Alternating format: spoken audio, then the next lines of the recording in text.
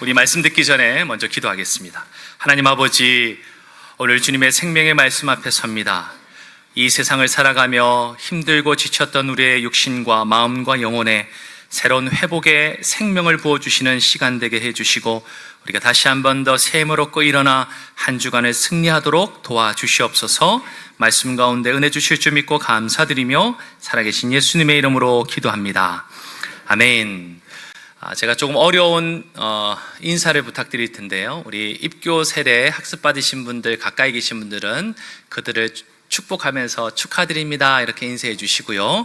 또 다른 영역에 계신 분들은 서로 아시는 분이면 보고 싶었습니다, 또 처음 뵙는 분이면 반갑습니다 이렇게 인사하면 좋겠습니다. 우리 서로 한번 인사할까요? 네, 반갑습니다. 보고 싶었습니다. 네, 축하합니다. 네, 여러분들 감사합니다. 우리 교회 성도님들 역시 다들 똑똑하셔서 제가 한 방에 다들 인사해 주셔서 감사합니다. 네. 오늘부터 우리 요나서 말씀을 함께 강해하며 몇 주간 배워가려고 합니다. 여러분들 제목을 보면 우리가 하나님을 하고 있진 않습니까? 라는 제목입니다. 여러분들 인생살이 가운데 오해를 받을 때만큼 섭섭하고 억울할 때가 어디 있습니까? 여기 계신 우리 성도님들 대부분이 지금까지 살아오면서 나는 한 번도 오해받지 않고 살았어요 하는 분은 아무도 없으실 거예요. 저도 마찬가지입니다. 내가 원하든 원하지 않든 다양한 이유와 까닭으로 오해받곤 하는 것이 인생사가 아니겠습니까? 자, 그런데 하나님은 어떠실까요? 그분은 오해 없이 그냥 모든 것을 그렇게 이해받고 인정받으실 수 있는 분일까요? 아니요, 저는 그렇지 않다 생각됩니다. 솔직히 우리가 인생을 살아가면서 경험하게 되는 오해들보다 하나님께서 받으시는 오해가 더 많지 않을까 싶습니다. 오늘날 소위 안티크리스찬이라고 하는 사람들이 기독교나 혹은 하나님에 대해서 비방하는 글들을 올려서 볼 때가 있습니다. 아주 많은 부분에서 성경이 말하고 있는 하나님을 오해하고 있다는 것을 저는 그 내용들을 보면서 많이 느낍니다. 기독교 신앙에 대해서도, 그리고 하나님이, 예수님이 누구신지에 대해서도 참 많이 오해하고 있구나라고 말이죠. 자, 그런데 이 같은 오해는 비단 안티크리스찬에게만 있는 것이 아닙니다. 하나님의 백성에게도, 그리고 여기 있는 저와 여러분에게도, 그런 그리스도인들에게도 적지 않게 하나님에 대한 오해가 있다는 점은 놀라운 게 아닙니다. 사실 오늘부터 우리가 보게 되는 이 요나서에 하나님 말고 또 다른 한 명의 핵심 인물이 있다면 바로 요나겠죠. 그 요나라고 하는 사람은요, 아주 단단히 하나님께 대해서 오해하고 있는 사람입니다. 그리고 이 요나서를 하나님이 듣도록 들려주신 이 1차 청중인 이스라엘이라고 하는 백성도 그렇고요. 그리고 오늘 이 수천 년의 시간 이후에 함께 이 말씀을 듣고 있는 저와 여러분에게도 예외이지 않습니다. 그런 점에서 오늘 요나서의 이 본문을 통해서 혹 우리 가운데 하나님에 대한 오해가 없는지, 만약 있다면 하나님이 우리에게 무엇을 다시 올바르게 들려주고 싶으신지에 우리가 귀를 기울이는 복된 시간이 되기를 바랍니다. 여러분들 요나서 하면 무엇이 떠오르십니까? 저도 마찬가지고 우리 많은 성도님들이 그러실 것 같은데, 큰 물고기 이야기, 또는 큰 물고기 안에 이 요나가 3일 동안 산 그 이야기가 떠오르실 겁니다. 저는 초등학교 시절에 세계 명작 동화 피노키오 이야기를 들으면서도 피노키오가 큰 고래에 삼켜져서 그 안에서 이렇게 깜깜한 고래 뱃속에 있었던 이야기를 이렇게 읽고 들을 때마다 이 요나서가 오버랩돼서 늘 떠오르더라고요. 요나서 하면 우리가 또 그림이나 또 이미지에도 보면요, 이 큰 고래 같은 물고기가 자주 등장하는 것을 우리가 심심찮게 발견하게 됩니다. 하지만 요나서는 그런 신화적이거나 또는 초자연적인 이야기로만 이해되기에는 너무나 아주 가치 있고 귀중한 메시지를, 그 내용을 담고 있습니다. 그래서 요나서를 두고서 어떤 한 신학자는 교회와 기독교인들에게 있어서 일종의 잃어버린 축복이 된 책, 그것이 바로 요나서다라고 표현하기도 했습니다. 특히 하나님이 우리 가운데 주셨던 이 성경의 어느 책보다도 이 요나서는 하나님의 마음, 그분이 가지신 긍휼과 사랑이 얼마나 놀라운지를 우리에게 잘 가르쳐주는 그런 가치 있는 책 중에 하나입니다. 여러분, 이 요나서에서 우리가 만나게 되는 하나님의 선지자 요나는 아주 독특한 사람이었습니다. 이름부터 예사롭지 않죠. 이 요나의 이름을 보면요, 1절에 아미떼의 아들 요나라고 그렇게 되어 있습니다. 여러분들, 이 요나라고 하는 단어는요, 원래는 비둘기라는 뜻을 가지고 있습니다. 그러니까 내가 이 비둘기라고 하는 이름을 가진 선지자에게 말씀을 하나님이 하신 거죠. 자, 그런데 제가 지난 9월 초 우리 성지순례를 선교팀과 함께 다녀오면서 튀르키예 갑바도기아라고 하는 지역을 방문하게 되었습니다. 근데 그 지역에 바위산 동굴이 있었어요. 바위로 된 산들이 있고 그 안에 동굴이 있는데, 바로 그 당시에 이 신앙을 지키기 위해서 핍박받고 탄압받았던 사람들이 그 바위산 동굴에 숨어서 동굴교회를 만들고 살았던 것이죠. 근데 그 동굴, 바위산 그 동굴에 보면 그 옆에 아주 작은 그런 구멍들이 여럿 이렇게 뚫려져 있는 것을 발견할 수 있었습니다. 근데 그 현지 가이드가 하시는 말씀이 그게 바로 비둘기 집이라고 하더라고요. 그 바위산 동굴에 숨어서 신앙을 지키기 위해 살았던 그 많은 사람들이 실제로 그 바위산 동굴에서 나오기도 쉽지 않았지만 서로 소식을 전하고 필요한 것들을 이야기하기 위해서 그 비둘기를 사용했다라는 이야기를 들었습니다. 뿐만 아니라 비둘기 하면 여러분, 구약 성경에서 무엇이 떠오르십니까?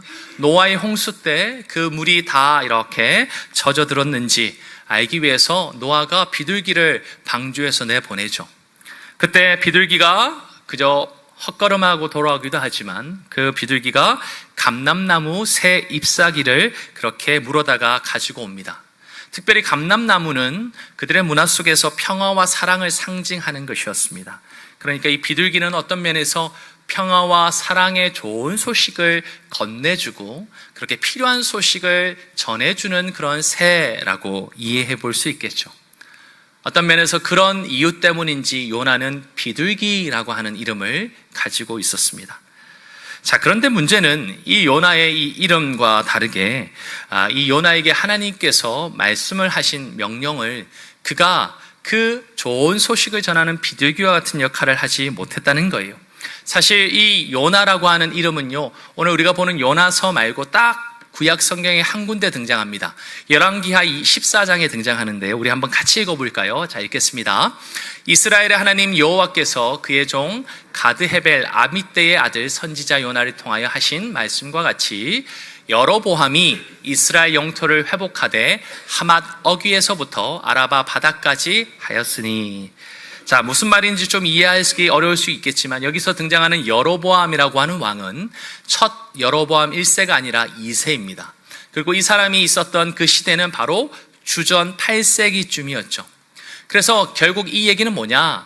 여로보암 2세가 주전 8세기에 이스라엘, 북이스라엘을 새롭게 강병하게 일구어 가면서 지금 이 요나를 통해서 하나님이 예언케 해주셨어요. 북이스라엘이 아람과 전쟁에서 승리할 것이고 너희가 잃었던 영토도 회복할 뿐만 아니라 여기 있는 말씀처럼 하맛 어귀에서부터 아라바 바다까지 더 많은 영토를 얻게 될 것이다. 그렇게 하나님이 선포해 주셨다는 거예요. 이처럼 이 요나는 북이스라엘의 일들을 예언하였던 선지자였습니다. 자, 그런 요나에게 하나님이 오늘 말씀하셨어요. 그리고 그 말씀이 오늘 1절에 있는 것처럼 요나에게 임했습니다. 자, 문제는 이 요나가 하나님의 말씀을 이렇게 듣고 그 말씀을 전하는 사명을 가진 선지자임에도 불구하고 어떻게 해요? 그 말씀을 들었지만 순종하지 않았다는 겁니다. 여러분들, 보통 우리가 구약 성경에 보는 많은 선지자들은 어떤 사람입니까? 목숨을 걸고 하나님의 말씀을 전하기 위해서 그 사명을 애쓰는 사람이었습니다. 근데 요나 이 선지자는요, 정반대였어요. 오늘 하나님께서 2절과 3절을 보면 너는 일어나 큰 성읍 느니에로 가서 그것을 향하여 외치라, 이렇게 명령하셨단 말이죠. 왜냐하면 이 니느웨에 있는 사람들의 그 죄악이 하나님 앞에 도달할 만큼 아주 많기 때문에 이제 하나님이 곧 심판할 수 있다라는 얘기를 그렇게 전하라고 했던 것이죠. 그런데 어떻습니까?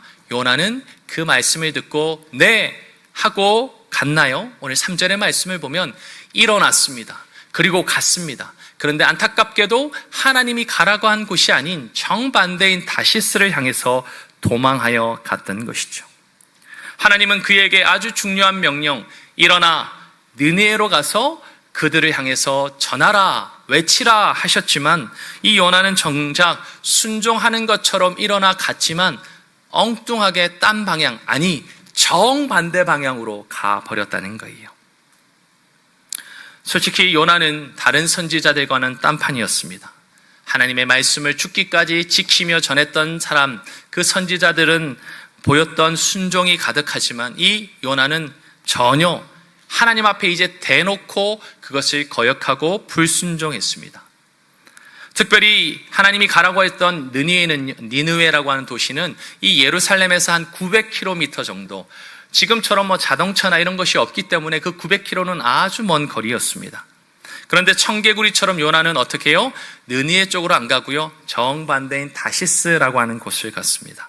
오늘 3절에 보면 어떻게 갔습니까? 여호와의 얼굴을 피하려고 그곳을 향해서 갔습니다. 그것도 2번이나 말하고 있죠. 여호와의 얼굴을 피하려고, 여호와의 얼굴을 피하여 그렇게 다시스로 도망갔다는 거예요. 여러분들, 그 당시에 사람들은요, 신이 있는 그 지역, 그 경배하는 곳과 멀어지면 신의 능력이 줄어든다라는 그들의 고대 사상이 있었습니다. 어떤 면에서 요나도 그것을 믿었는지도 모르겠어요. 그러니까 하나님이 계신 이 예루살렘에서 내가 정반대로 먼 세상의 끝이라고 인정되던 소위 스페인의 저 먼 다시스로 가면 아마도 하나님이 더 이상 이런 얘기 안 하겠지, 나는 그곳으로 도망가, 그렇게 했다는 겁니다. 오늘 스크린에 화면을 잠깐 보여주시면 이 다시스가 정확히 어느 곳인지에 대해서 학자들은 분분하지만 많은 학자들은 오늘 보시게 되는 스페인의 어떤 한 곳, 다시스라고 그렇게 인정되는 곳으로 이 요나가 도망갔을 것이다, 그렇게 추측합니다. 보시면 어떠세요? 니느웨까지도 900km인데 더 먼, 거의 3배나 먼 그곳을 향해서 마치 하나님으로부터 멀리 내가 도망가고자 그렇게 떠나가고 있었다는 것이죠. 자, 그런데 여러분, 왜 이 요나는 하나님의 말씀을 듣는 선지자였음에도 불구하고 그 사명을 반대로 지키기는커녕 불순종했던 것일까요? 오늘 3절에 뭐라고 말했다고요? 여호와의 얼굴을 피하기 위해서. 여러분들, 여호와 앞에 서다 또는 여호와 앞에 살아가다라는 얘기를 할 때 그 뜻은 그 하나님의 보호하심, 그분의 은혜 가운데 거한다라는 뜻을 가지고 있습니다. 근데 반대로 여호와의 얼굴을 피한다라는 얘기는 뭐예요? 그 모든 것을 내가 뿌리치고 나 필요 없어 하고 하나님을 대항하여 떠나가는 것을 의미하고 있다는 거죠. 자, 그렇다면 과연 왜 이 요나 선지자는 그렇게 하나님과 함께 하길 원하지 않을 만큼 단호하게, 그렇게 결연하게 하나님을 도망했던 것일까요? 요나는 하나님을 모르는 이방인이었습니까? 아니에요. 그는 뼛속까지 히브리언이었습니다. 그래서 오늘 본문 다음에 등장하는 9절의 말씀에 이렇게 말합니다. 우리 한번 읽어볼까요? 자, 시작. 그가 대답하되 나는 히브리 사람이요 바다와 육지를 지으신 하늘의 하나님 여호와를 경외하는 자로라 하고. 사실 이 맥락이 뭐냐면 오늘 지금 도망가기 위해서 다시스를 향하는 배를 탔습니다. 우리가 다음 주에 보겠지만 큰 폭풍이 일어요. 그래서 배가 전복될 것처럼 큰 위기를 당하는데 선장과 선원은 난리법석입니다. 근데 그 상황 속에서 배 맨 밑바닥에 이 요나는 드렁드렁 코를 골며 평안하게 자고 있었죠. 그래서 선원과 성장이 그를 불러내서 추궁하였습니다. 대체 너는 누구냐라고 말이죠. 그랬을 때 지금 이 요나가 고백하는 말이 이거죠. 나는 히브리 사람이다. 그리고 이 세상의 창조주이신 여호와 하나님을 경외하는 사람이다 라고 말이죠. 요나의 이 고백에는요, 그가 하나님의 사람이라고 하는 아주 강력한 정체성을 고백하고 있었습니다. 특별히 하나님 나라의 선민이다, 하나님이 특별히 구별해 준 그런 존재야 라는 자부심이 묻어져 있었습니다. 그런데 문제는 그렇게 자부심도 있고 정체성도 있음에도 불구하고 하나님의 말씀을 듣기도 했던 이 요나는 하나님의 말씀에 정반대로 도망가고 있었다는 거예요. 왜 그랬을까요? 일어나 가라, 외쳐라 했던 하나님의 이 명령을 철저하게 불순종하면서 그는 왜 하나님으로부터 더 멀리 도망가기만 했을까요? 거기에는 하나님이 어디를 향해 가라고 하신지 또 무엇을 해라고 하는지가 중요한 실마리가 됩니다. 오늘 말씀을 우리가 2절 말씀을 한번 보면요, 2절 말씀 한번 다시 읽어볼까요? 자, 읽겠습니다. 너는 일어나 저 큰 성읍 니느웨로 가서 그것을 향하여 외치라. 그 악독이 내 앞에 상달되었음이니라 하시니라. 자, 지금 느니웨로 가라고 하나님이 말하고 계세요. 그리고 그들에게 가서 너희들 죄가 만연하여 하나님이 이제 심판하실 거야 라는 경고를 전하라고, 외치라고 말씀하셨다는 겁니다. 자, 그런데 이게 무슨 문제가 있습니까? 그런데 이 내용에는 하나님의 그 본심이 숨어 있습니다. 여러분, 하나님이 이 느느웨를 심판하기 결정하셨고 그들이 돌이키기를 원하지 않으셨다면 이렇게 느느웨에 가서 그들의 죄를 돌이킬 만한 이런 경고를 하실 이유가 있었을까요? 아니요. 그들을 바로 하나님은 심판하시고 마셔도 상관없습니다. 이미 니느웨는 그만큼 하나님으로부터 심판받아 마땅한 죄악과 악독으로 넘쳐났습니다. 그런데 하나님은 왜 이 요나를 보내서 이 이야기를 하라고 하셨을까요? 하나님은 이 말씀을 듣고 혹시라도 그들이 돌이켜 하나님께로 돌아온다면 하나님은 언제든지 그들을 죄사해 주시고 회복시키기 원하셨던 것이죠. 요나는 그 하나님의 의중을 알았던 것입니다. 그래서 그는 그 의중이 이루어지는 것을 싫어했어요. 느느웨가 돌이켜서 하나님께로 돌아오는 것을 싫어했단 말이죠. 왜 그렇습니까? 이 북이스라엘의 선지자였던 요나에게 있어서 이 느느웨의 수도인 이 느느웨가 가지고 있는 실제 제국은 아수르라고 불렸습니다. 이 아수르는 사실 이 요나에게 있어서는 가장 철천시 원수처럼 싫고 그렇게 가까이 가기도 싫고 그들이 좋은 일을 겪는 것도 싫을 만큼 그들을 미워했던 나라였고 족속이었습니다.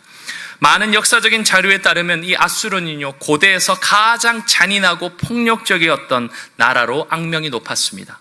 정복한 나라에서는 경제적인 수탈을 일삼았고 굴복을 거부한 나라는 잔인하게 군사적으로 엄청난 보복을 감행했습니다. 그래서 그들이 공격한 그 마을과 도시들마다 시체들이 즐비했고 모든 도시의 건물들은 다 불타 없어졌습니다. 아수르가 가장 강성했던 때에 중요한 그 왕이었던 살만에셀 3세는 자신의 적들에 대해서 고문하고 살해했던 장면을 자신의 왕궁의 돌 기둥에 기록해서 세세하게 새기도록 했습니다. 조금 무시무시한 얘기지만 사지를 절단하고 목을 베는 장면을 그 기둥에다가 아주 세밀하게 묘사하도록 만들었다는 거예요. 어떤 고고학 책에서는 아수르의 역사를 우리가 아는 그 역사보다 더욱더 유혈이 낭자하고 끔찍하다라고 밝히기도 했습니다. 한 예로는, 죄송합니다, 여러분들 이해하고 들어주시면 좋겠습니다. 아수르인들은 적을 사로잡은 후 두 다리와 한 팔을 잘랐습니다. 또한 그들은 적의 머리를 잘라서 장대에 매달아 그 희생자의 가족과 친지에게 직접 들고 행진하라고 시켰다고 합니다. 뿐만 아니라 포로들의 혀를 잡아 빼는 것은 물론이고 밧줄로 포로의 몸을 잡아서 산채로 가죽을 벗기고 그 가죽을 성벽에 전시했다고 합니다. 이렇게 잔인하고 폭력적인 아수르였고 또 이 나라가 요나의 생애 내내 이스라엘을 위협하고 공격했고 심지어는 막대한 조공을 요구하면서 괴롭혔던 것이죠. 그러니까 이 요나에게 있어서 이 아수르는 절대 좋을 리 없는 그런 나라였습니다. 아니, 감정이 좋지 않다라는 표현으로는 다 형언할 수 없을 만큼 치를 떨 만큼 그렇게 바라볼 수밖에 없는 나라요, 민족이었습니다. 여러분, 최근에 중국에 731이라고 하는 영화가 개봉됐습니다. 여러분들 아시는 것처럼 1945년 한일전쟁 그 막바지에 일본의 731 부대가 있죠. 생체 실험을 한 그 부대 이야기를 중국 감독이 영화에서 최근에 개봉했습니다. 아마 한국에도 11월 달에 개봉을 할 것이라 그렇게 얘기되고 있어요. 이 영화에 얼마나 잔인한지 그 내용을 보면서 많은 중국인들이, 물론 한국인들도 그 당시에 많이 고문당하고 죽지 않았습니까? 그래서 중국 내 반일 감정이 아주 극대화되고 있다라는 그런 소식을 전해 듣기도 합니다. 어쩌면 이와 같은 그런 잔인무도한 일을 경험한 그 나라를 향해서 가질 수밖에 없는 그런 마음, 그게 어찌 보면 요나의 마음이 아니었을까요? 그런데 하나님은 그런 요나에게 이 나라 아수르에 가서 그들이 회개하고 돌이킬 수도 있는 이 이야기 전하라고 주님이 말씀하셨다는 거예요. 그것이 못마땅했습니다. 아니, 못마땅한 것을 넘어서서 절대로 도울 수 없을 만큼 치를 떠며 거부하고 싶었던 거예요. 그래서 그는 하나님의 말씀을 듣는 선지자였고 아는 자였음에도 불구하고 하나님으로부터 멀리 도망가고자 했습니다. 그런데 성도 여러분, 그냥 요나만 그랬을까요? 아니요. 요나가 아닌 또 다른 사람도 그와 같은 일들을 하는 것을 우리가 봅니다. 예수님의 수제자였죠. 성령의 충만함을 받아서 수천 명에게 복음을 전하고 주님께로 인도하며 회심의 놀라운 열매를 맺었던 한 인물, 우리가 잘 아는 사도 베드로. 그도 사실은요, 요나 선지자와 다르지 않게 하나님의 마음을 오해하고 있는 자였습니다. 사도행전 10장에 보면 그가 육시에 지붕에 올라가서 비몽사몽간에 기도를 합니다. 그런데 하나님이 그에게 환상을 보게 해주시죠. 큰 보자기에 그가 먹을 수 없는 그러한 부정한 동물들, 짐승들이 내려와서 하나님이 먹으라 하시는 이야기를 3번이나 경험합니다. 그는 다 못한다 말하죠. 왜요? 자기가 가진 율법, 자기가 가진 종교적인 자기의 생각 속에서 하나님은 그것을 거부하는 분이셨기 때문에. 그런데 하나님은 어떻게 말씀하십니까? 그것을 다 먹으라 하십니다. 그리고 그 후에 이제 이방인 고넬료의 집으로 초청하는 일을 통해서 하나님이 그 비유, 그 놀라운 환상이 무슨 의미인지를 가르쳐 주시죠. 우리 사도행전 10장 말씀 2절인데요. 우리 한번 같이 읽어보겠습니다. 자, 10장 34절부터 35절까지 말씀으로 좀 넘겨주시고 같이 읽겠습니다. 확인하셨습니까? 네. 자, 같이 읽습니다. 시작. 베드로가 입을 열어 말하되 내가 참으로 하나님은 사람의 외모를 보지 아니하시고 각 나라 중 하나님을 경외하며 의를 행하는 사람은 다 받으시는 줄을 깨달았도다. 아멘.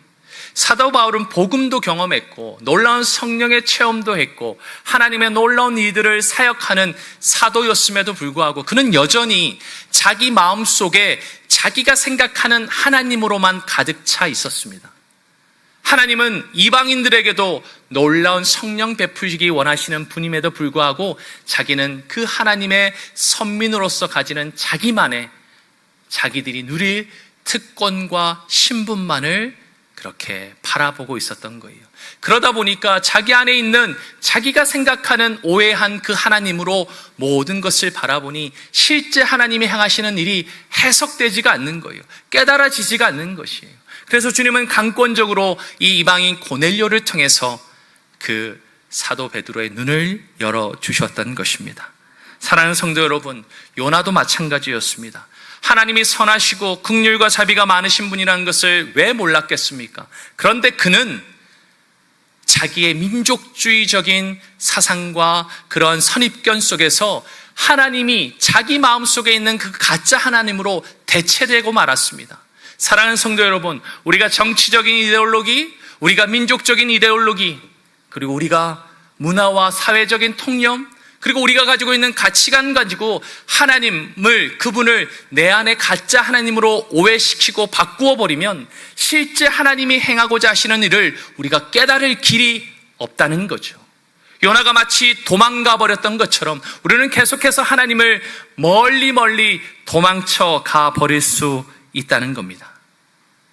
솔직히 저도 목회자가 되기 전에 집사로서 교회를 열심히 섬기고 또 신앙생활 했을 때 그때도 해결되지 않던 것이 하나 있었습니다. 뭐냐면, 부끄러운 일이지만 저는 독립투사 가문도 아닙니다. 그런데 저는 일본 사람을 향해서 선교하고 싶지 않았고, 일본 사람들을 향해서 복음을 전하고 싶은 마음에는 정말 눈꼽만큼도 관심이 없었습니다.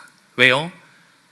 일본인들이 행했던 그 수많은 잔인한 그 이야기들이 저에게는 늘 마음의 꺼리낌으로 있었기 때문에 그렇습니다. 어찌 보면 요나 선지자와 결코 다르지 않는 마음이었습니다. 제 마음속에는 하나님을 오해하는 마음이 가득했습니다. 제가 만든 저의 편견과 저의 선입견을 가지고 만든 가짜 하나님이 실제 하나님과는 너무나 다르게 내 마음속에서 나를 붙들고 있었던 것이죠.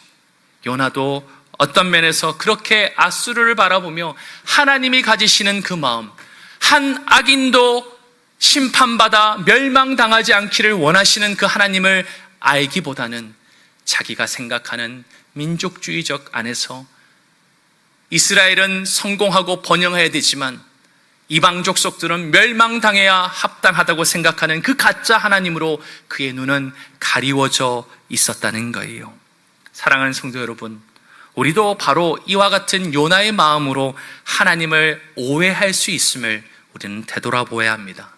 내가 만든 가짜 하나님의 관점에서 이 사람은 안 돼, 저 사람은 아직이야, 그렇게 생각하며 재단해버리면 우리는 오늘도 그 악인 하나도 결코 심판으로 멸망당하지 않기 원하시는 하나님의 마음을 모른 채 그저 거저받은 그 귀한 구원을 나만 누리고 내 삶에 매몰되어서 살아버릴 수 있다는 거죠. 사랑하는 성도 여러분, 하나님은 자비와 긍휼을 베풀어 어떤 죄인도 심판받아 그렇게 멸망당하기를 원하지 아니하십니다. 그는 모든 사람들이 예수 그리스도 안에서 구원받기를 간절히 사모하시는 분이에요. 디모데전서는 그렇게 우리에게 가르쳐주죠. 우리 한번 같이 읽어볼까요? 디모데전서 2장 4절의 말씀입니다. 시작. 하나님은 모든 사람이 구원을 받으며 진리를 아는 데 이르기를 원하시느니라. 이 같은 하나님의 긍휼과 사랑이 사실은 실제 하나님의 본심입니다. 그런데 요나는 그것을 오해해버렸어요.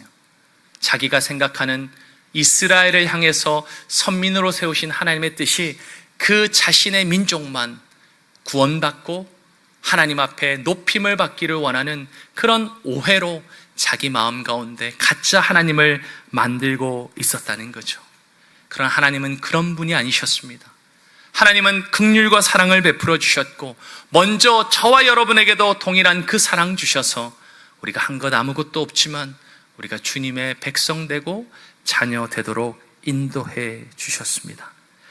사랑하는 성도 여러분, 우리가 이것을 온전히 이해하고 그 진짜 하나님을 우리가 믿고 그분을 쫓아가지 않으면 우리는 계속해서 내가 만든 가짜 하나님 때문에 하나님과 멀어질 수 있고요, 하나님을 오해하며 그분이 원하시는 길과는 다른 길을 가버릴 수 있다는 겁니다. 특별히 누가복음 15장에도 우리가 보게 되죠. 그 잃어버린 아들, 그 탕자 아들, 그 아들이 회개하고 돌이켰을 때 아버지는 너무나 기뻐하며 가락지도 신발도 얼싸안으면서 살찐 송아지로 축복해 줬지만 그 동생이 돌아온 그 일에 대해서 맏아들 첫째 아들 형은 그 동생을 비난하며 아버지의 유산을 그렇게 빼앗아 가버린 악인이라고 비난하지 않았습니까? 사랑하는 성도 여러분, 하나님께서는 한 사람의 죄인이라도 회개하고 돌아오면 너무너무 기뻐하세요. 누가복음 15장 7절은 그걸 우리에게 가르쳐줍니다. 우리 한번 같이 읽어볼까요? 자, 읽겠습니다. 시작. 내가 너희에게 이르노니 이와 같이 죄인 한 사람이 회개하면 하늘에서는 회개할 것 없는 의인 99으로 말미암아 기뻐하는 것보다 더 하리라. 아멘. 우리 사랑하는 성도 여러분, 우리가 지난 8월 30일부터 진행해 오고 있는 이 새생명 축제, 이것은 하나님의 본심, 그분의 사랑과 긍휼을 우리가 올바르게 깨닫고 풍성히 누려가기 위함입니다. 결코 교회 사람을 한 사람 두 사람 모으는 행사가 아니에요. 교회 사람이 더 오면 좋겠다 해서 하는 이벤트가 아니라는 겁니다. 먼저 하나님께서는 이 새생명 축제를 통해서 우리 마음 가운데 있는 오해가 있다면 가짜 하나님 때문에 왜곡되어 있는 우리의 마음이 있다면 다시 한 번 더 한 죄인도 멸망당하기 원하지 아니하시는 하나님의 그 본심을 우리가 더 풍성히 알고 그분께로 더 가까이 오기를 원하시기에 이 시간들을 허락해 주신 줄 믿습니다. 그래서 주님은 에스겔을 통해서 우리에게 이 말씀을 알려주시는 것 아니겠습니까? 우리 한 번 더 읽어볼까요? 23절 말씀입니다. 시작. 주 여호와의 말씀이니라. 내가 어찌 악인이 죽는 것을 조금인들 기뻐하랴. 그가 돌이켜 그 길에서 떠나 사는 것을 어찌 기뻐하지 아니하겠느냐. 아멘. 사랑하는 성도 여러분, 우리 마음속에 있는 가짜 하나님, 내가 만든 나의 정치적인 이데올로기, 나의 문화적인 통념, 또 내가 가진 편견, 내가 가진 가치관을 가지고 진짜 성경에서 우리에게 알려주시고 경험케 하시는 하나님이 아닌 가짜 하나님으로 오해하여 그분을 멀어지지 않기를 간절히 주님의 이름으로 축원합니다.